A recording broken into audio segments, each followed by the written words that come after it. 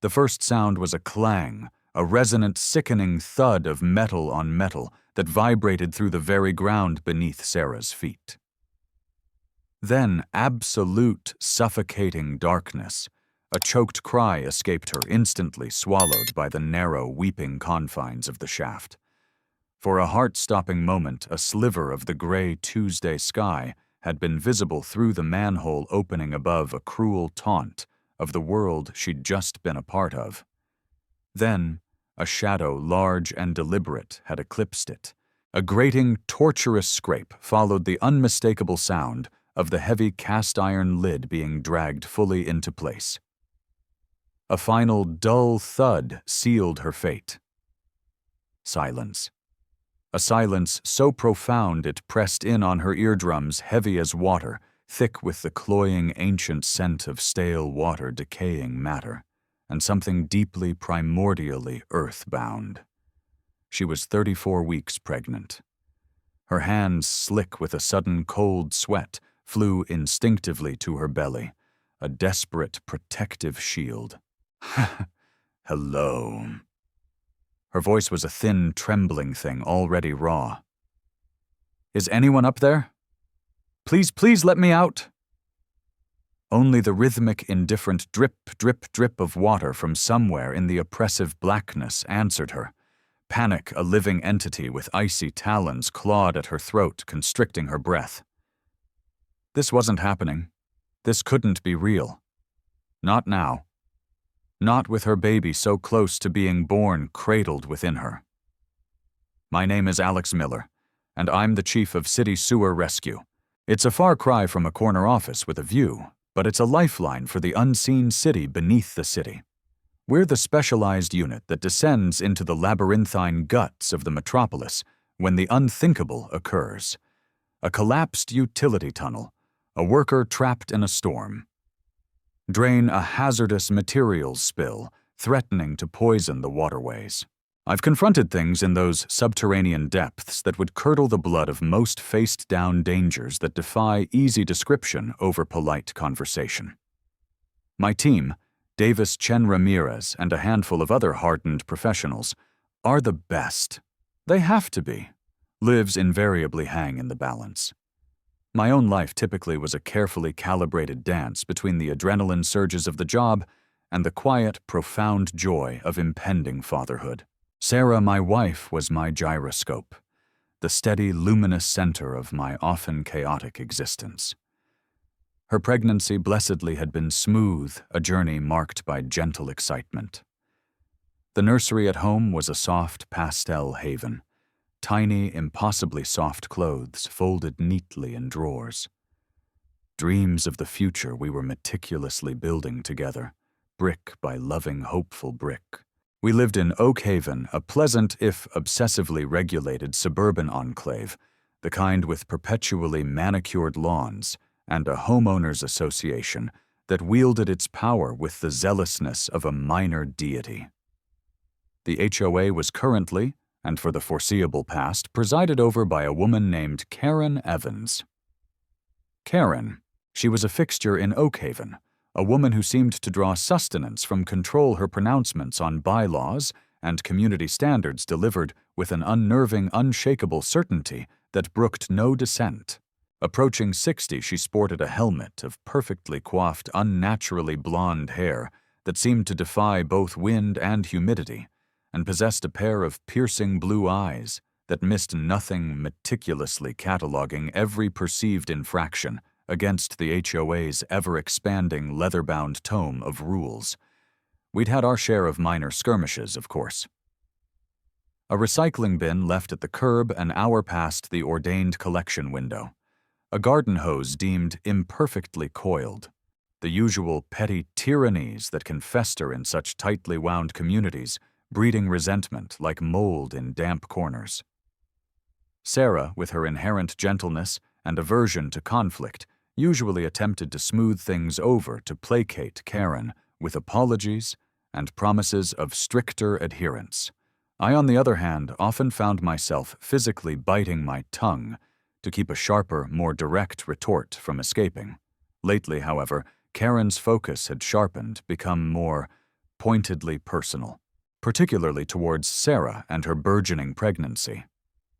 At first, it had been subtle veiled remarks dropped at community gatherings or during Karen's neighborhood patrols, comments about preserving the tranquility of Oakhaven or the importance of maintaining current density levels. Then they'd become more direct, tinged with an unsettling undercurrent. She'd mention with a thin smile the potential strain new families could place on shared resources or the challenges of integrating different lifestyle needs into their established environment. Each remark was a tiny, precisely aimed dart, leaving a small, festering wound of unease. Sarah had tried to laugh them off, but I'd seen the flicker of hurt, the growing anxiety in her eyes. The day it happened, the day the carefully constructed reality of our lives shattered, began as an unremarkable Tuesday.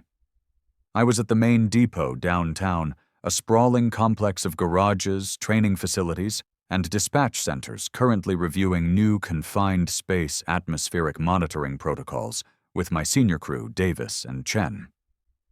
The city-issued ruggedized phone buzzed insistently on the polished steel table, its vibration unexpectedly jarring in the quiet focus of the briefing room. An unknown number. Ordinarily during a briefing, I'd let it roll to voicemail, but a sudden, inexplicable prickle of unease, a cold premonition that tightened the back of my neck, made me reach for it.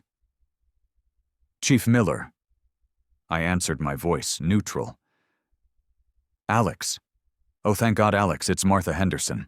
The voice was frantic, breathless, laced with a terror I recognized from 1,000 emergency calls, but never expected to hear from our sweet, slightly doddery elderly neighbor from 2 doors down. "Martha, what's wrong? You sound terrified." It's Sarah and that Karen Evans I was watering my petunias, Alex, by the window. I saw them. Down at the end of your street by the cul-de-sac. That old manhole, the one near the undeveloped patch. Sarah was there. She bent down to pick up something she'd dropped, I think, and Karen was behind her." Her voice cracked a sob catching in her throat. She pushed her, Alex! Sarah stumbled, she cried out, and she just disappeared down the hole. And Karen, dear God, Alex. Karen looked around. Then she dragged the lid back over it. She pushed it right back into place, and then she just smoothed her skirt and walked away, as calm as you please. The world tilted, the sterile white walls of the briefing room seeming to ripple and distort. The faces of Davis and Chen, the schematics illuminated on the smart board, everything blurred into an indistinct, nauseating soup. A dread far colder, far more visceral than any subterranean passage I'd ever entered, seized my heart, squeezing the air from my lungs. "Martha, where exactly?"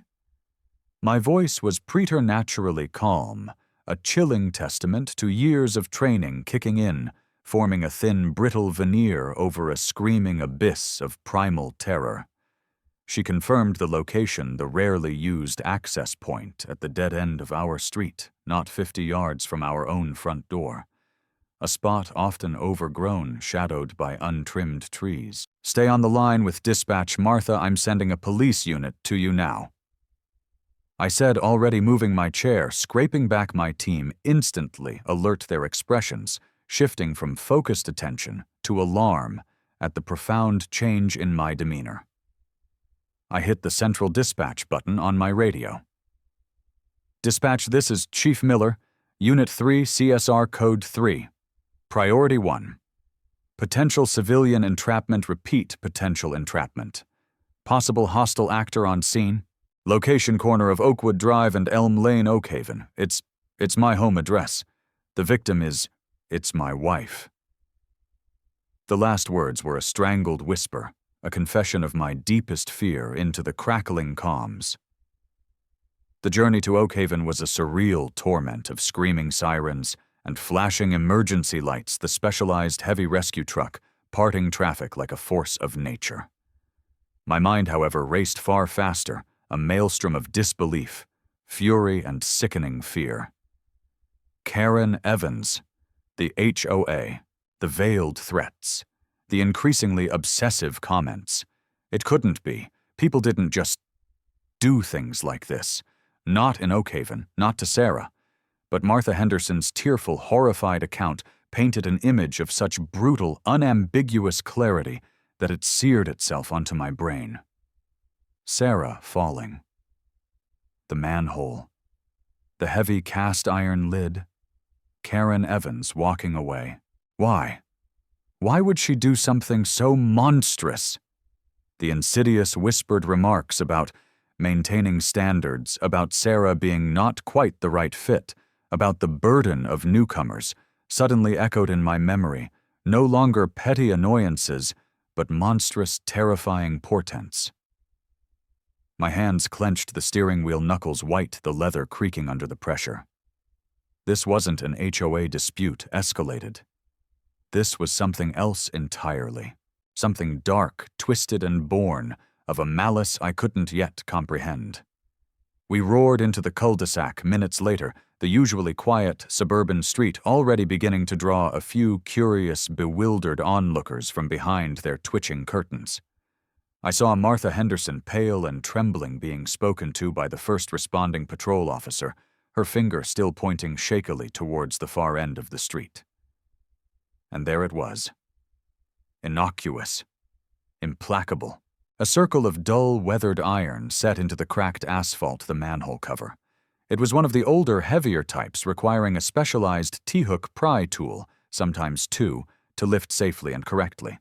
Designed to keep people out, and more chillingly, to keep things in. My team Davis and Chen, already out, and moving with practiced efficiency, began fanning out, establishing a perimeter, their movements economical and precise.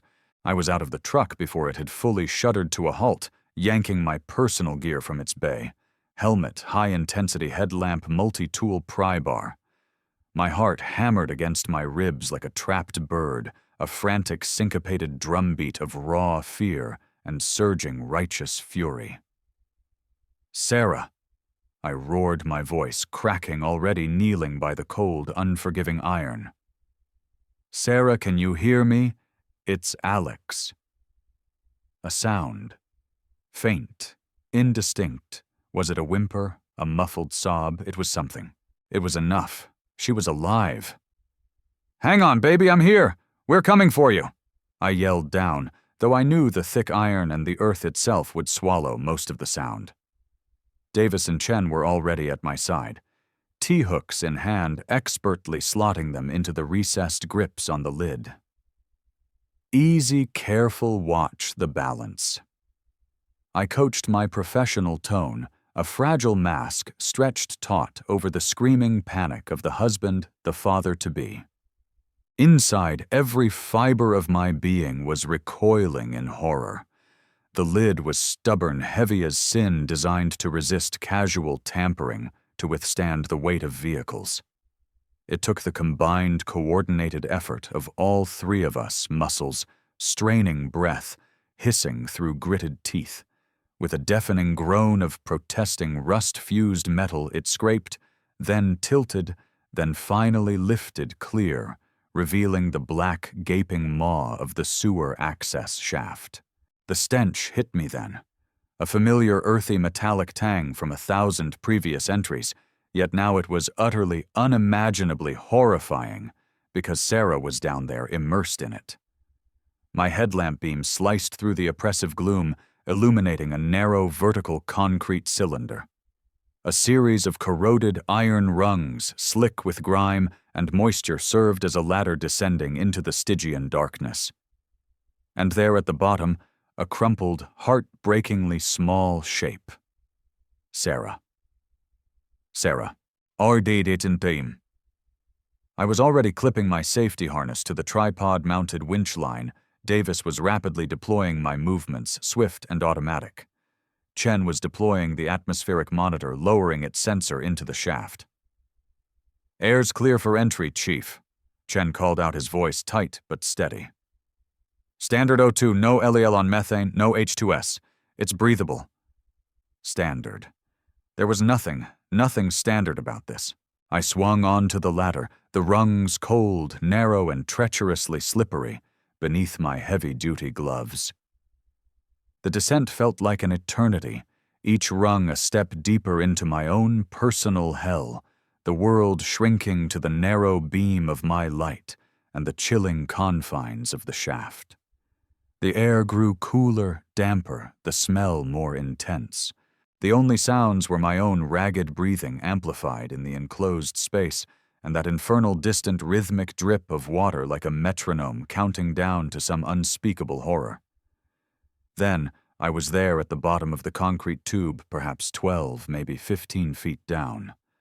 Sarah was curled on her side on a narrow, muddy ledge that ran alongside the dark, sluggishly flowing channel of wastewater. Her eyes, wide and luminous with terror in the beam of my light, were fixed on me. Tear tracks, starkly pale, streaked her dirt-smeared face. "Alex!" She choked out her voice, a raw, broken whisper.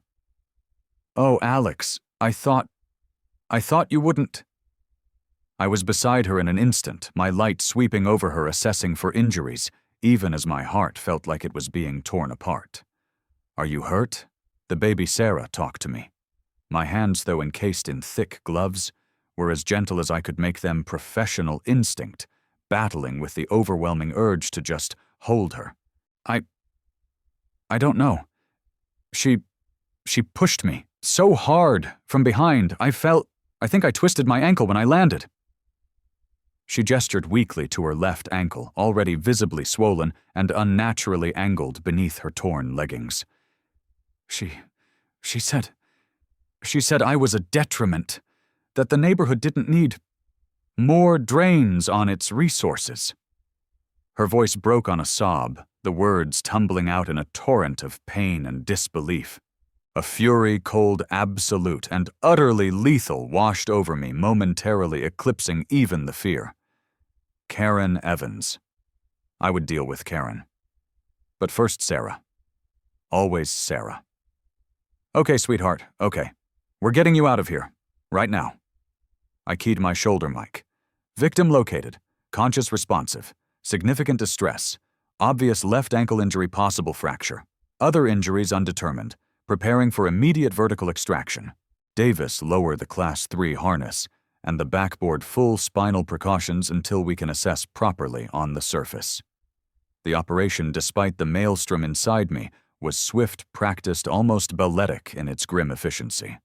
We'd done this 100 times in 100 different holes, just never with stakes this impossibly, terrifyingly personal. The specialized confined space victim harness designed for vertical lifts was lowered into the shaft, followed by the keyed Kendrick extrication device for immobilization. Gently talking to her the whole time, a constant stream of reassurance, I assessed her spine, her neck, then, with agonizing care, fitted the KED around her torso and head, then the harness ensuring it was secure around her shoulders and legs, meticulously avoiding any pressure on her precious belly. "You're doing so great, Sarah, so brave. Just a little longer, baby." Her gloveless fingers, cold and trembling, clutched at my arm, a desperate vice-like grip. She just smiled when I fell. "Alex," Sarah whispered, her eyes haunted. A little tight smile. Then she closed the lid. The sound... Oh God, the sound. The image, her words, seared themselves into my brain, fueling the cold fire of my rage. Up above, I could hear the steady, reassuring whir of the winch motor as Davis took up the slack. "Okay, team," I radioed, my voice hoarse. "Victim secured. Ready for gentle lift. Slow and steady." Slowly, carefully, with agonizing precision, Sarah was drawn upwards out of the oppressive darkness, out of that stinking, terrifying hole, into the hazy gray light of the world above. I followed her up the ladder, my heart still pounding a frantic rhythm against my ribs, but a new emotion was crystallizing within me, hardening into a core of pure, unadulterated resolve. As Sarah was gently transferred from the harness to the waiting ambulance stretcher paramedics already swarming her, assessing vitals, administering oxygen, I saw her. Karen Evans. She was standing just beyond the yellow incident tape my team had hastily erected, arms crossed, watching the entire proceeding with an air of, it wasn't detached interest. It was something far more chilling. An air of quiet, almost serene approval, as if she were observing a particularly efficient pest control operation. The sight of her so calm, so unutterably monstrously unconcerned after what she had perpetrated, ignited a rage so profound, so potent, it almost choked the air from my lungs. I stripped off my helmet and contaminated gloves, letting them fall to the asphalt. My uniform was smeared with the filth of the sewer. My face, I knew, was a mask of grim fury. The small crowd of gathered neighbors, their faces a mixture of shock, fear, and morbid curiosity, fell into a sudden, expectant silence as I walked towards her. "Karen," I said, my voice dangerously low-level, each syllable imbued with a weight of cold fury. She turned her head slowly, her perfectly coiffed hair unruffled. A flicker of something, surprise, annoyance at being interrupted, danced in her cold, assessing eyes. "Chief Miller, Alex, quite a commotion you're causing. Is everything satisfactory?" Her tone was bland, utterly devoid of inflection, as if she were inquiring about a minor plumbing issue. "No, Karen," I said, stopping a few feet from her, the stench of the sewer clinging to me like a shroud. "Everything is very much not satisfactory. You deliberately and with malice pushed my pregnant wife into that sewer access shaft. You then knowingly sealed her inside, leaving her for dead." Her expression didn't change, but a small, tight, almost reptilian smile touched the corners of her lips. "Someone has to maintain standards, Alex. This community Oakhaven is becoming diluted, overburdened. Resources are finite, as you well know from your city work. Some of us understand the unfortunate necessity of making difficult, proactive decisions for the greater good." Her words, so callous, so utterly terrifyingly devoid of basic human empathy, landed like physical blows. Difficult decisions. I echoed my voice, rising despite my desperate efforts to maintain control, to not just lunge at her. "You call attempted murder a difficult decision. You call endangering the life of a pregnant woman and her unborn child maintaining standards? What in God's name is wrong with you?" A few of the neighbors gasped audibly.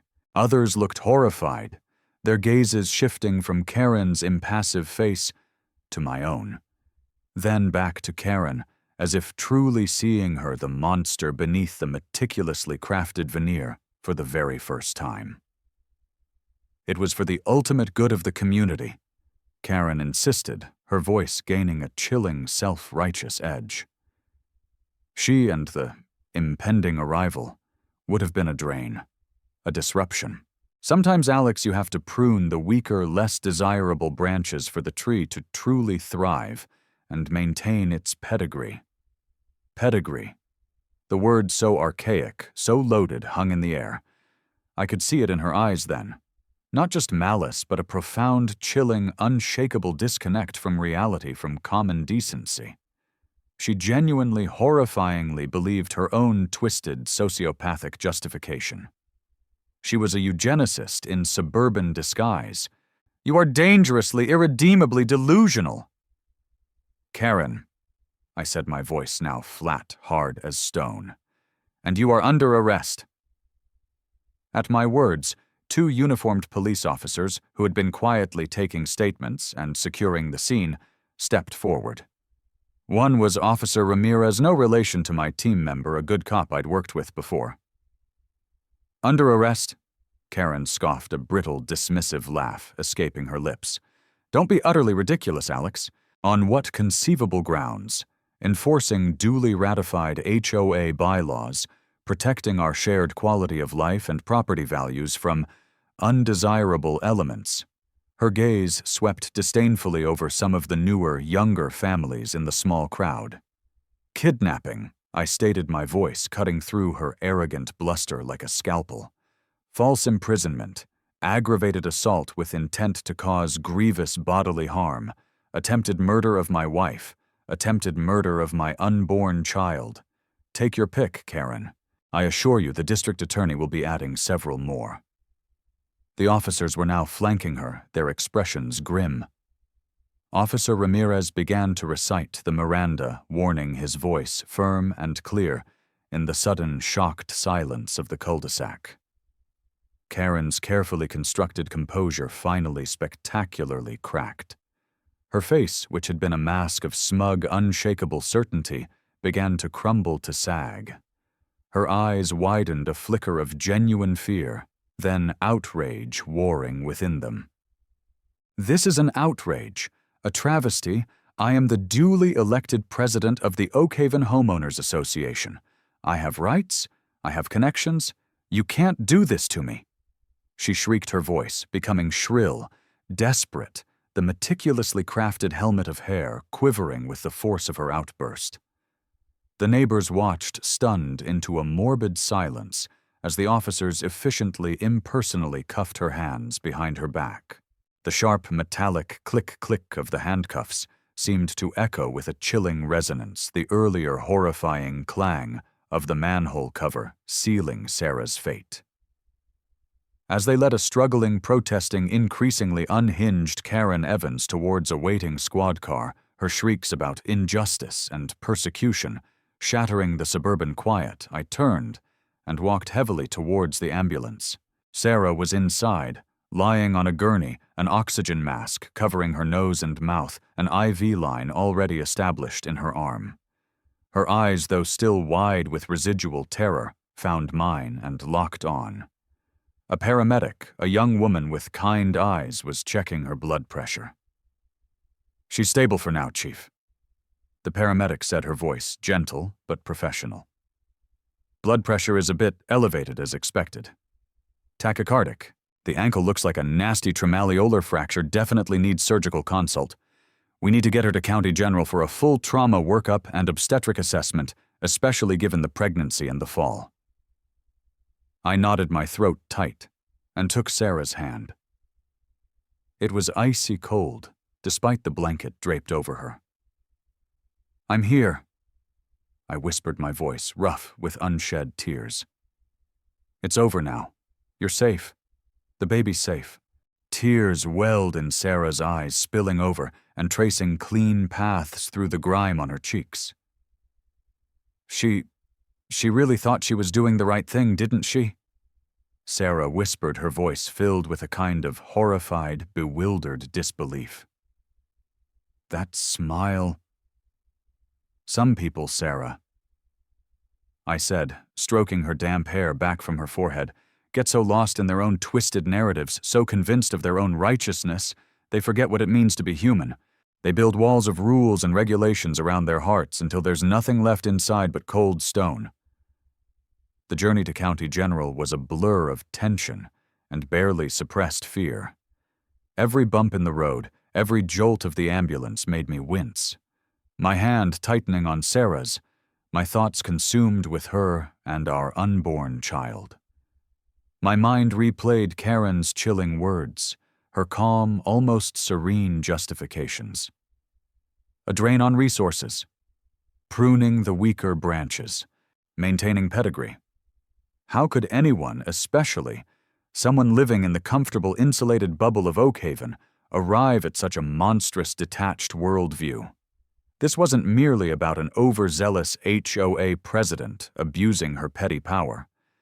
This was about a darkness, a profound pathology that could take root and flourish in the most ordinary, unsuspecting of places.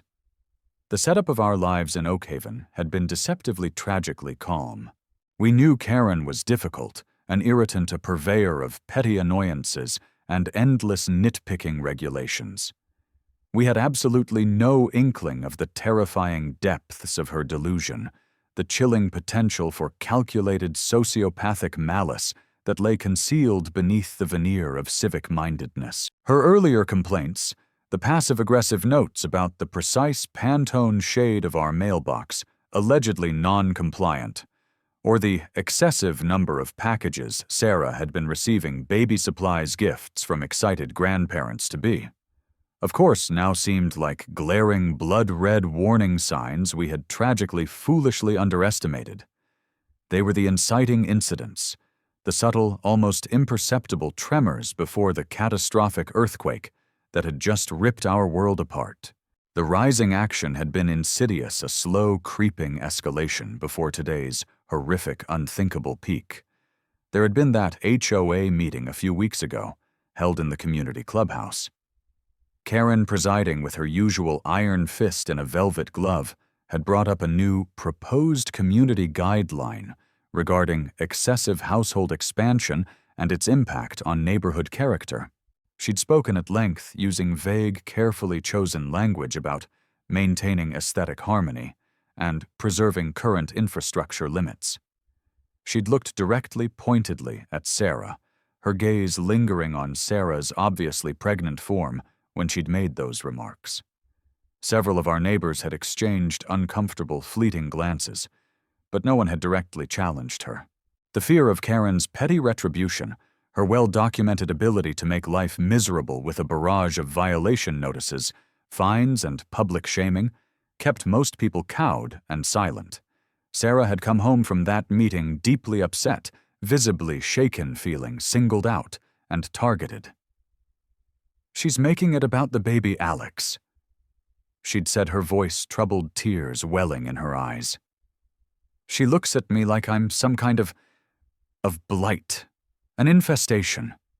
I'd tried to reassure her to dismiss Karen as a bitter, lonely crank, a power-tripping busybody, but a cold seed of profound unease had been irrevocably planted in my own mind. Then, about a week before the sewer incident, Karen had escalated her campaign in a more tangible, overtly hostile way.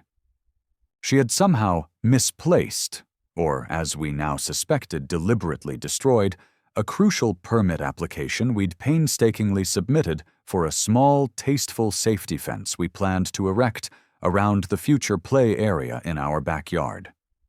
A fence required, of course, by HOA bylaws that Karen herself had championed.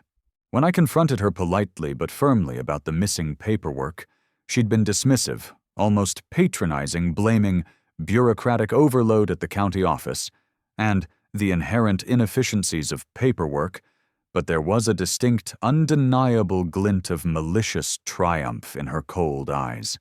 It delayed our plans, caused immense frustration, and served to isolate us further, a calculated act of bureaucratic bullying that felt specifically designed to wear Sarah down, to add to her stress during a vulnerable time. This was the coercion, the deliberate deprivation of our right to peacefully, joyfully prepare for the arrival of our child.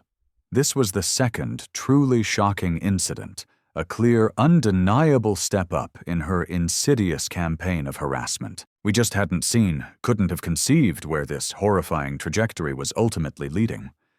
We hadn't understood the terrifying precipice Karen Evans was teetering on, or that she possessed both the will and the intent to pull Sarah over it with her. We hadn't considered she might have allies, or at least silent sympathizers, within the very fabric of our idyllic community.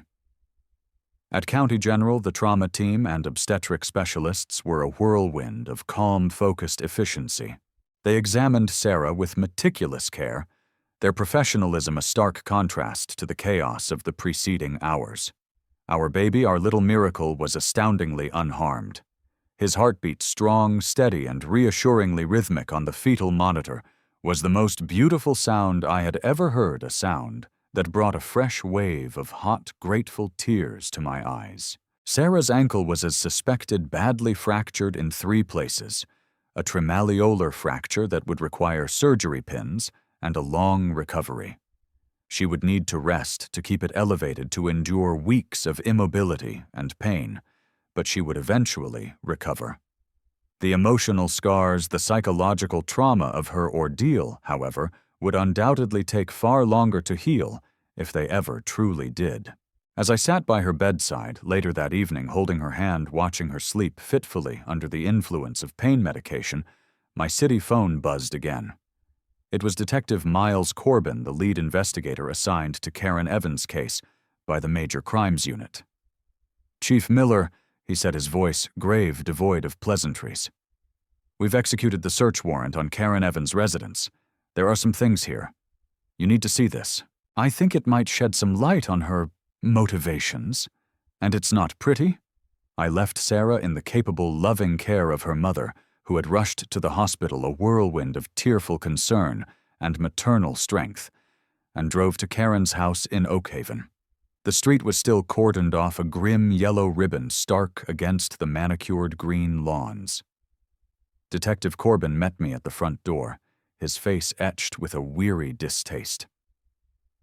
"Her home office, Chief, and specifically her computer, and these." He gestured to a large mahogany dining table in Karen's meticulously tidy, almost obsessively ordered living room. Spread out across its polished surface were items that sent a fresh chill down my spine, colder than any sewer I'd ever entered. There were highly detailed surveyor-grade maps of the Oakhaven neighborhood, pinpoint-accurate schematics of the local sewer and storm drain system, our local system, the one I was intimately familiar with. Highlighted sections marked flow paths, access points, manhole cover specifications, even notations on average water levels during different seasons. There were printouts from obscure radical online forums discussing ideologies of community purity, genetic fitness, and sustainable population models for closed communities. Chillingly, there were also several architectural drawings for what looked like a high-end, almost fortified community bunker, or safe zone, with lists of ideal candidate profiles. But it was the handwritten journals that truly turned my blood to ice. Dozens of them filled with rambling, paranoid, increasingly unhinged entries, rants about the perceived decline of Oakhaven, the infiltration by undesirable elements, the moral imperative to protect the integrity of their special enclave. She wrote about the burden of new families, the dilution of shared values, and most terrifyingly, the necessity of proactive culling to preserve their way of life. One entry dated just 3 days prior read, "The underground conduits offer a perfect discrete solution. Nature's own filtration system. Out of sight, out of mind. A return to the natural order where only the strong and suitable contribute to the whole. SM and her spawn are the primary contaminants. Action is required before the next cycle. SM Sarah Miller." My Sarah. Corbin then pointed to a locked file cabinet. "We had to pry this open. Inside, amongst other things, a list. A list of names, Chief. Yours and Sarah's are at the top. But there are others, other families in Oakhaven who've had disputes with her, or who she deemed unsuitable.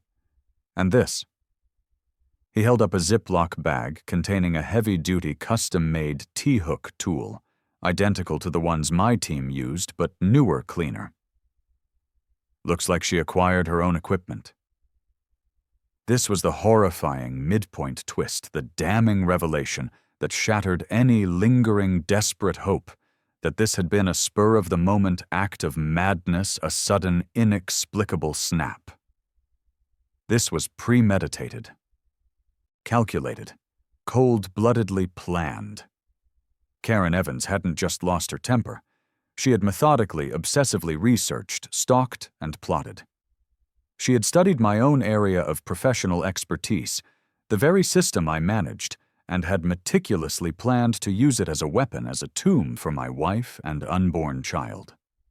The depth of her obsession, her cold, methodical, almost scientific preparation, was far more terrifying than any spontaneous act of rage could ever be. She wasn't just a Karen, a colloquial term for a difficult woman.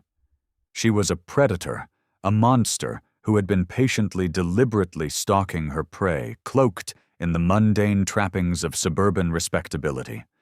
The journals also contained veiled references to like-minded associates and the Oakhaven Preservation Society, a group I'd never heard of suggesting she might not have been entirely alone in her twisted ideology, even if she was the one to enact its most violent conclusion. The next few weeks were a blur of hospital visits, police interviews, and a slow, agonizing attempt to piece together the fragments of our shattered lives. Sarah came home from the hospital, her leg in a heavy cast, confined to a wheelchair. Initially, then crutches, her recovery slow, painful, and frustrating. Our neighbors, shocked into a horrified awareness by the brutal reality of what had happened in their midst, rallied around us in a way that was both humbling and deeply moving. Food appeared on our doorstep daily. Offers of help, of support, of simple companionship poured in. The Oakhaven HOA board, stunned into paralysis by the grotesque revelations about their president, convened an emergency meeting. It was held in the community clubhouse, the very same room where Karen Evans had once tried to publicly shame and intimidate Sarah with her veiled pronouncements. This time the atmosphere was entirely irrevocably different. There was no fear, no cowed silence, only a grim, unified determination. I was asked to speak. With Sarah by my side, pale but resolute in her wheelchair, I recounted the events of that horrific Tuesday, the discovery of Karen's meticulously detailed plans, the sheer, calculated sociopathic malice that underpinned her actions. I spoke of the terror Sarah had endured, the profound risk to our unborn child, the darkness that had festered unchecked in the heart of their supposedly idyllic community. My voice was steady, but it was filled with the cold, righteous anger that hadn't left me since I'd knelt by that manhole cover. This meeting was the climax of the community's agonizing reckoning. One by one, other residents stood up, their voices trembling at first, then gaining strength. They shared their own stories of Karen Evans' bullying, her intimidation tactics, her campaign of petty tyrannies, the atmosphere of fear and suspicion she had cultivated for years. Stories of lost renovation, permits for families she disapproved of anonymous complaints to Child Protective Services about unsupervised children, from families with boisterous kids, of accidental damage to property of those who dared question her authority. It was a catharsis, a collective unburdening, a lancing of a toxic boil that had poisoned Oakhaven for far too long. The fear Karen had wielded as a weapon had finally irrevocably broken. The board, now comprising several of the members who had previously been too intimidated to speak out, voted unanimously to immediately and permanently remove Karen Evans from her position as president and to strip her of her HOA membership entirely pending the outcome of the ongoing legal proceedings. They also voted to initiate a comprehensive review and rescind many of the more oppressive, invasive, and discriminatory rules she had implemented during her reign.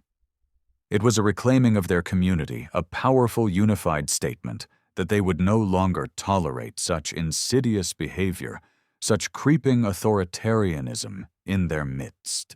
Several members also spoke of their unease regarding the Oakhaven Preservation Society, mentioned in Karen's journals a shadowy group that now seemed less like a benign historical society and more like a cabal of her ideological sympathizers. An internal investigation into its membership and activities was launched. The legal process thankfully moved with a gravity and speed that reflected the severity of her crimes. Faced with the overwhelming, irrefutable evidence, Martha Henderson's unwavering eyewitness testimony, Sarah's harrowing account, my own testimony as both husband and rescuer, the damning contents of Karen's house, the maps, the journals, the weaponized T-hook, and her own chillingly self-incriminating statements made at the scene, Karen Evans' defense was untenable. Her high-priced lawyer attempted an elaborate insanity plea, arguing diminished capacity due to a temporary psychotic break.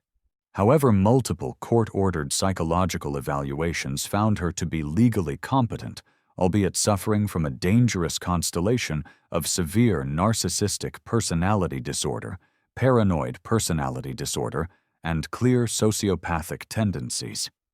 She understood perfectly well what she had done.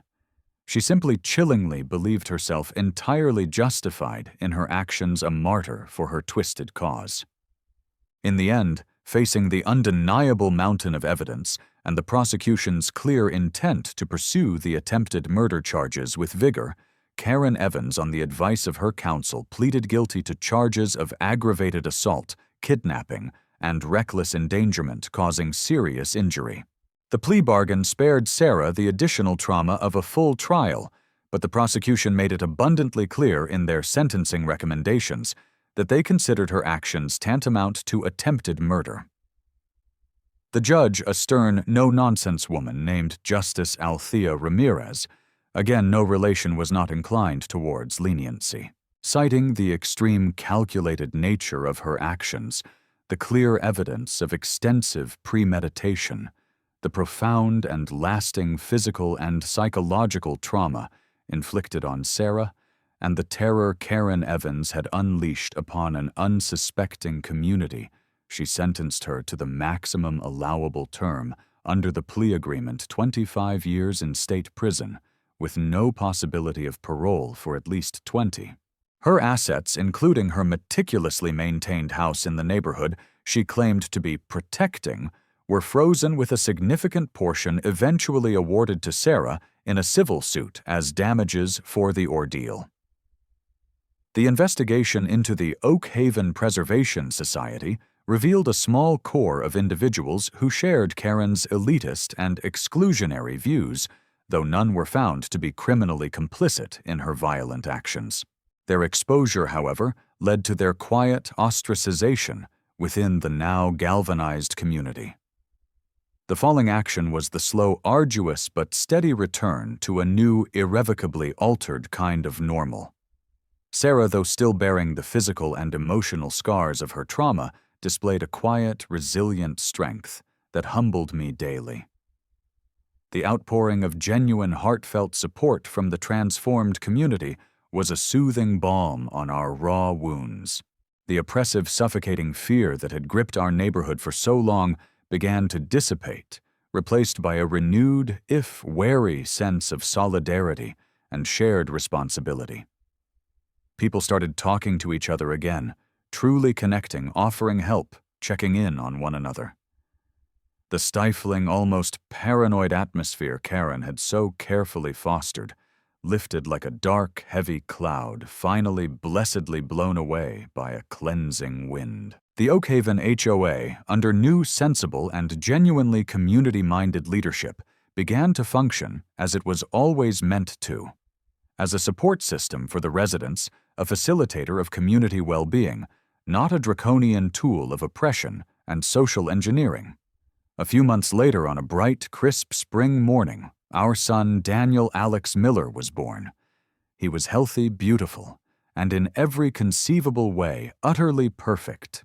Holding him in my arms for the very first time, feeling his tiny, fragile weight against my chest, his soft, downy hair beneath my chin, I felt a wave of emotion so profound, so overwhelming, it literally brought me to my knees beside Sarah's hospital bed. He was a symbol of hope, of resilience, of the precious, vibrant future we had so nearly, so tragically lost. As I looked at Sarah cradling Daniel, her face luminous with love exhaustion and a fierce protective tenderness, I knew with a certainty that settled deep in my bones that we had made it through the darkest of conceivable times.